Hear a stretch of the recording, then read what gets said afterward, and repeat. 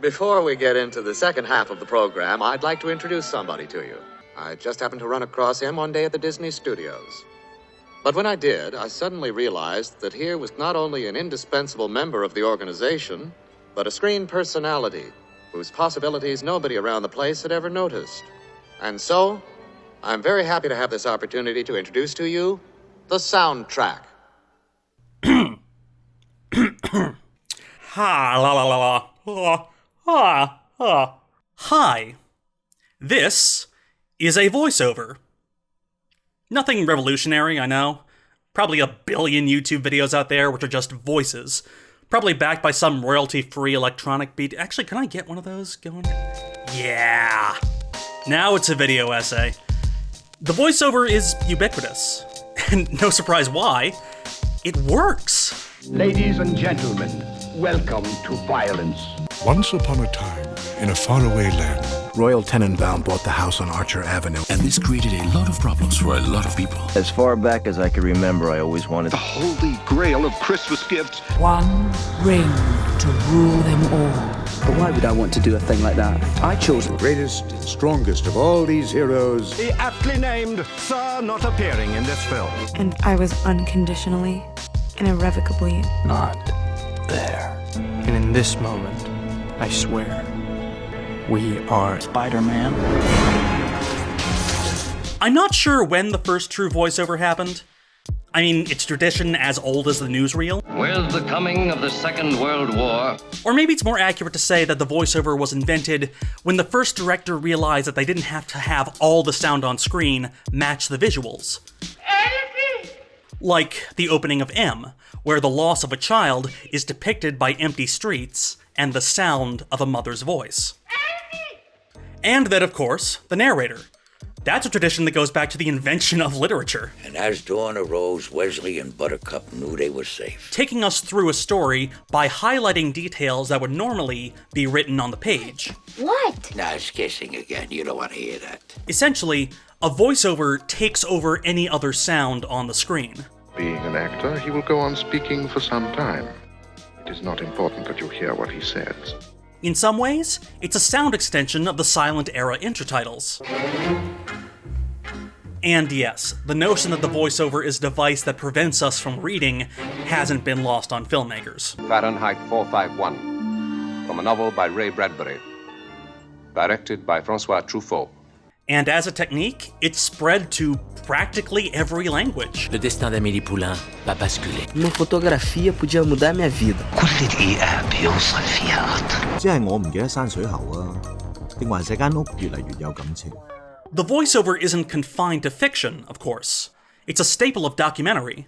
His chief of staff entered the classroom and told Mr. Bush, the nation is under attack. Think of how many great voices have led you through grand tours of the world. For the next 8 months, these two will participate in an ancient and complicated affair. And of course, those same voices can lead us through inner worlds as well. I guess I just miss my friend. The world of a character's thoughts. What are you thinking? The voiceover lets characters speak their truest opinions. Every time I think I'm gonna wake up back in the jungle.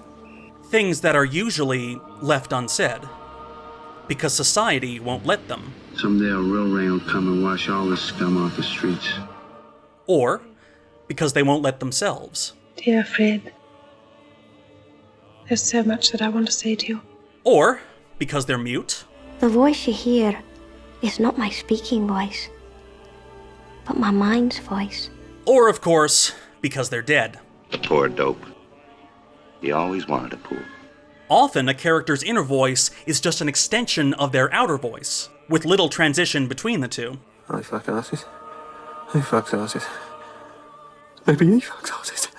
So we've been trained to think that no matter what the image may show us, the voiceover never lies.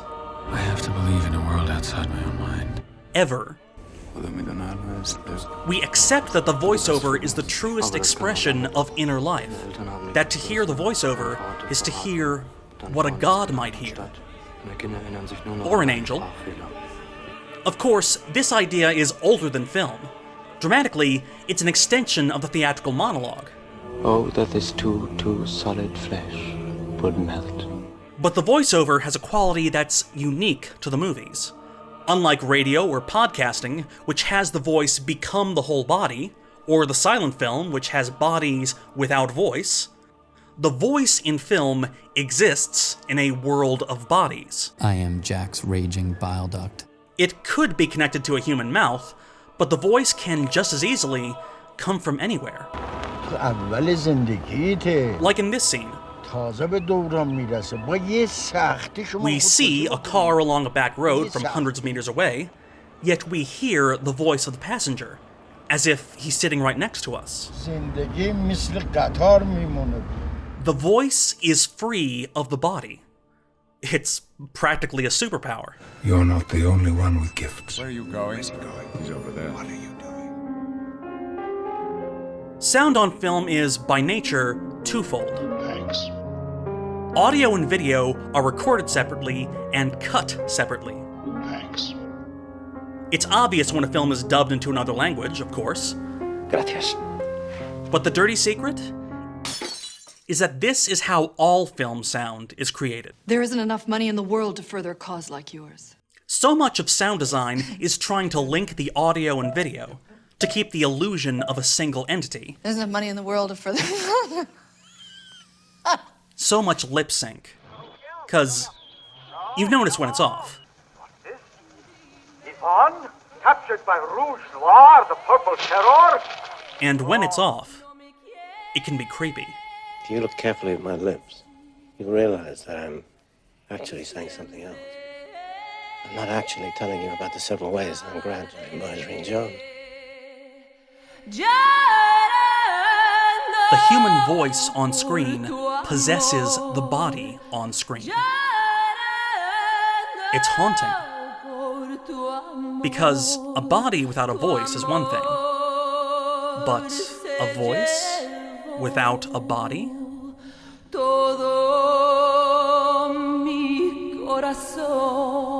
One of the foremost scholars of sound in the moving image is Michel Chion, who, in 1984, gave it a name. Pardon my French, the acousmaître, or acousmatic sound. A voice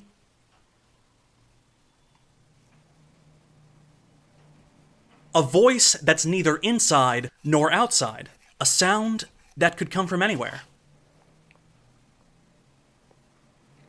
Hello? You encounter the concept in everyday life. The voice of the stranger on the other end of the phone line is acousmatic sound. Hi, how are you doing? This is Jack. This is Georgia. Hiya. Chion got the name acousmatic from antiquity, specifically from a Pythagorean sect who would listen to the voice of their teacher from behind a curtain. The nuns taught us there are two ways through life. Letting them focus on the message. The way of nature. Rather than the teacher. And the way of grace. So the acousmatic voice has certain religious connotations. I am the God of thy father. The voice of the divine. Or the infernal. Wouldst thou like to live deliciously? Voice without source. We expect a voice to have a body somewhere, but where is the body?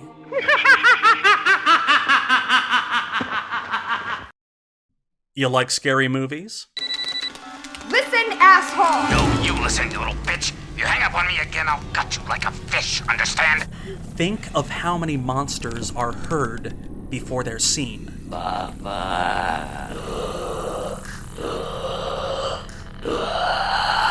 How many exist as pure voice? This mission is too important for me to allow you to jeopardize it. How many bodiless voices reach our ears before we can find their sources? The caller is in the house. The calls are coming from the house. Or, even if we know the source, how terrifying to have a voice without a mouth. You are beaten. It is useless to resist. How many stories resolve with the hero finally discovering the source of a voice and taking its power? And how much power they lose once they're finally given a body, localized and ordinary. I am the great and powerful Wizard of Oz. You are? And it can be especially effective when we don't know we're supposed to be looking for the source. No, I tell you, no. On first viewing, does anyone watch Psycho knowing that you need to know the true source of the voice of Mrs. Bates? Mother, please. Of course, the kinds of voices matter as well. The acousmatic voice is often gendered. We expect male voices of power more often than female ones, as any actress can tell you. In a world. Often, the feminine voice is seductive. The act of localizing the body can be an act of maternal love, like in this Japanese fairy tale. Or an act of romantic love, like in this American fairy tale. You hear that, Samson? Beautiful. But feminine voices obey the same acousmatic rules as masculine ones. What's it like? What's it like to be alive in that room right now? There's a power, a mystery, when it isn't localized. Honey, I'm home. But give it a body and, well... This feels strange. What, baby? What is it? That's the beautiful, terrifying nature of the human voice. We're trained not to think about it, until we have to. And God help you if you use voiceover in your work, my friends. God help you. Which, I suppose, is why I wanted to make this video about it. The voiceover has its uses on YouTube, of course. I often appear on camera, but I won't lie, I enjoy doing voiceover more. It's more freeing to just use my voice and not worry about how I'm presenting myself. Hey everyone, this is how I normally dress. And I wonder if doing a voiceover is a way of hiding behind power, of giving yourself a source of your own choosing. Think of the myriad YouTube channels with a voice and a single, lightly animated avatar, a deliberate act of removing visual information to direct your attention to the audio. Be honest with yourself. How often are you really looking at a YouTube video and not just letting it play in another tab, treating it like radio? Are we actively trying to strip the voice from the body? Are we being trained to detach our own voices from our own bodies?